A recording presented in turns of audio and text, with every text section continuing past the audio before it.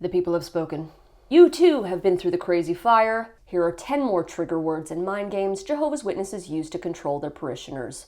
Number 10, privileges. Translation, unpaid labor. Privileges are the equivalent of picking up extra shifts or hours at work without getting paid any overtime. In this case, Jehovah's Witnesses don't get paid for any of it. Some common privileges include giving talks, leading group prayers, volunteering at a local branch office, or handling microphones during congregation meetings. The feeling that you're contributing to the greater good no matter how small your role is not a bad concept, generally speaking. And to be clear, there are Jehovah's Witnesses who have genuine motives, who would truly do anything for their brother. Unfortunately, within the culture of the organization, privileges become a form of virtue signaling. And when you get in trouble, they can actually be used against you. They become demerits, small ways that the leadership can knock you down a peg and remind you that you're expendable. You know that brother watches porn, right? Oh, so that's why he can't vacuum anymore. And when a witness says that they had the privilege of serving at Bethel, the Bethel headquarters, this is the epitome of the humble brag and will get you brownie points if you're trying to brown nose your way up to the top. It's almost like saying you're really grateful that you had the chance to attend Harvard so you could serve alongside the unwashed masses who went to community college. It's elitist, no one cares, and when used as a bullet point on your spiritual resume, it just makes you a corporate stooge.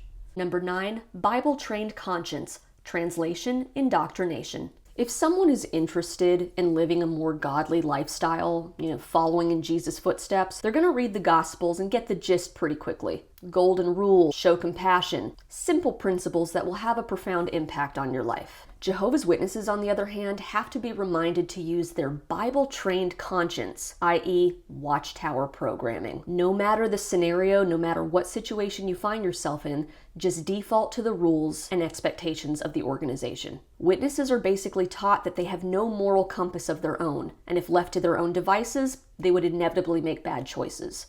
In a climate where your motives are routinely questioned, it's no wonder so many Jehovah's Witnesses have expressed that they struggle with anxiety, perfectionism, and self-doubt. Number 8, inculcate. Translation, brainwash your kids. The New World Translation tells parents to inculcate Bible teachings with their children, where other interpretations may say teach or impress. Unlike an adult who converts to Jehovah's Witnesses and has other life experiences to draw from, children who are born into the organization are basically born into the matrix, so to speak. The organization is their only frame of reference. Even if they're exposed to other ways of life, maybe going to public school or having extended family who are not Jehovah's Witnesses, the organization is still their default reality. Everything else is Satan's world. Jehovah's Witness children are brainwashed from infancy by their devout parents through a consistent schedule of meetings, preaching, and recently, disturbing cartoons such as the infamous Caleb and Sophia.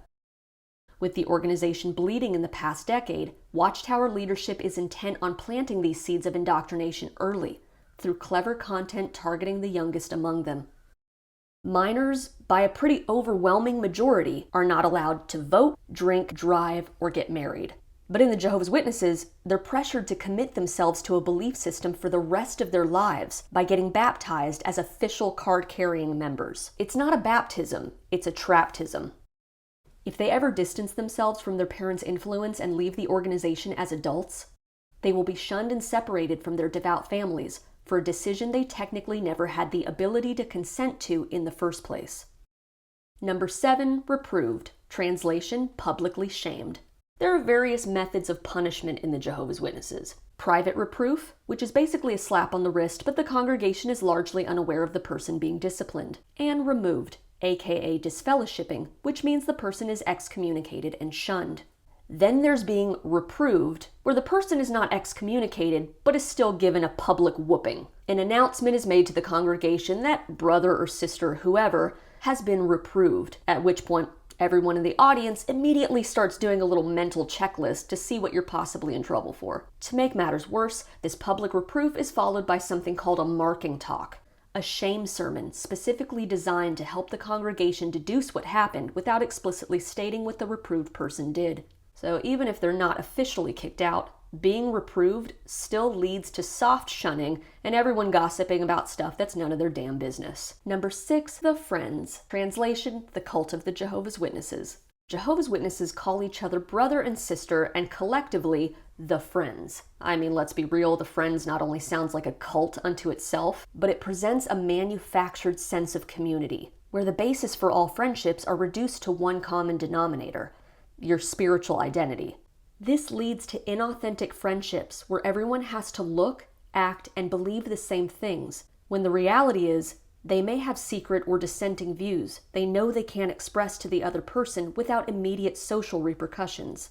While of course there's nothing wrong with creating friendships through volunteering or through some sort of shared mission, genuine friendships take time to develop, and sometimes friendships will just be here for a season. They're not meant to last forever. By calling everyone the Friends, the organization creates a forced and brittle fellowship that requires you to trade your unique personality for one that's palatable to everyone. Number 5, blood guilty. Translation, stone cold murderer.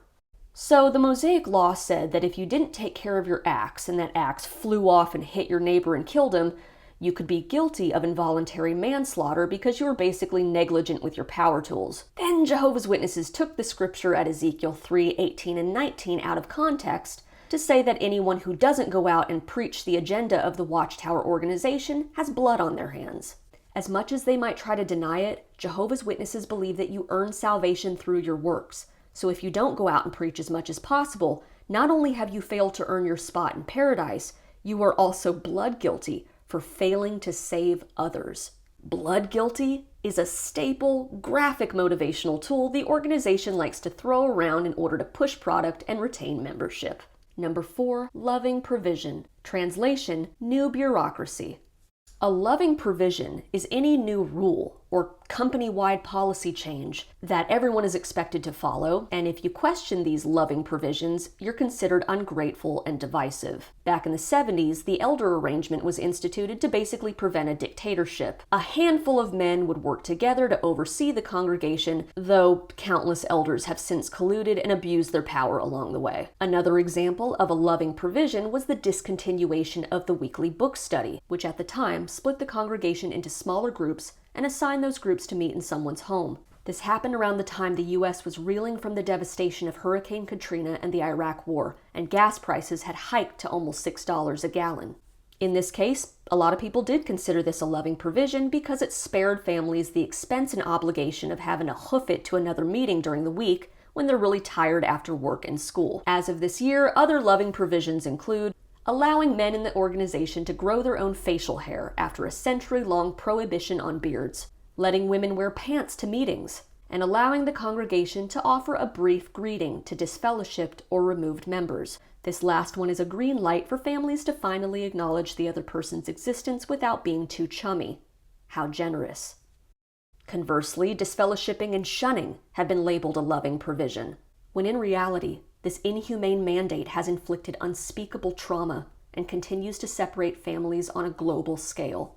Number 3, honest-hearted ones. Translation, vulnerable strangers. Have you ever had a Jehovah's Witness visit you at your doorstep? Did you have a nice conversation? Did it seem like they were showing a genuine interest in you as a person? Jehovah's Witnesses are literally trained each week at their meetings on how to appeal to strangers' emotions, and anyone who shows even remote interest or shows that they're receptive to their message is considered one of the honest-hearted ones. 1, it implies that they can play God and determine whether or not you have good moral fabric. And 2, if you respond favorably to their pitch, it's further proof that they have the truth because only honest people will recognize their brand of religion as superior. In the Jehovah's Witnesses, honest-hearted is code for the vulnerable and uninformed. Jehovah's Witnesses have been known to explicitly target the following: people grieving the death of a loved one, preaching in graveyards and obituaries, single-parent families or women with small children, low-income housing, and exploiting immigrants through the use of foreign language groups.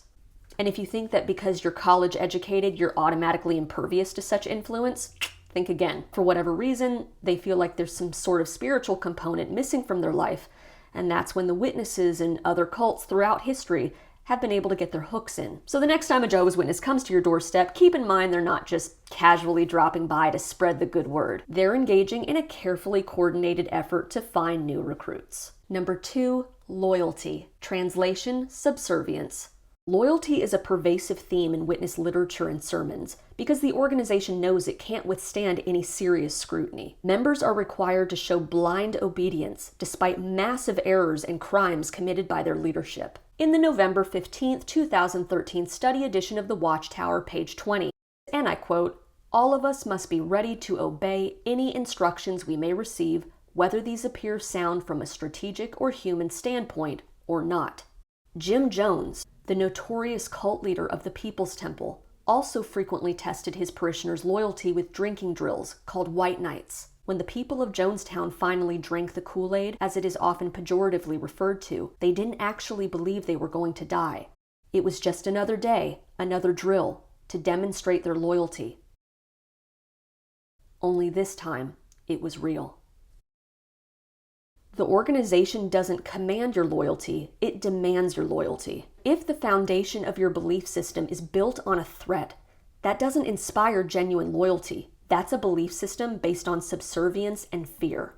Number 1, New Light. Translation, revisionist history. As I already talked about in part 1 of this series, Jehovah's Witnesses believe they have the truth. They have the correct interpretation of Scripture. And yet, every couple of years, this truth keeps changing. They keep making adjustments to their understanding, or as they like to parrot, the light keeps getting brighter. This could be a whole video by itself, but put simply, when they screw up, they try to justify their errors by calling it new light. This has numerous implications. If you have the truth, why have your predictions failed? If you admitted you were wrong, why should we continue to trust you?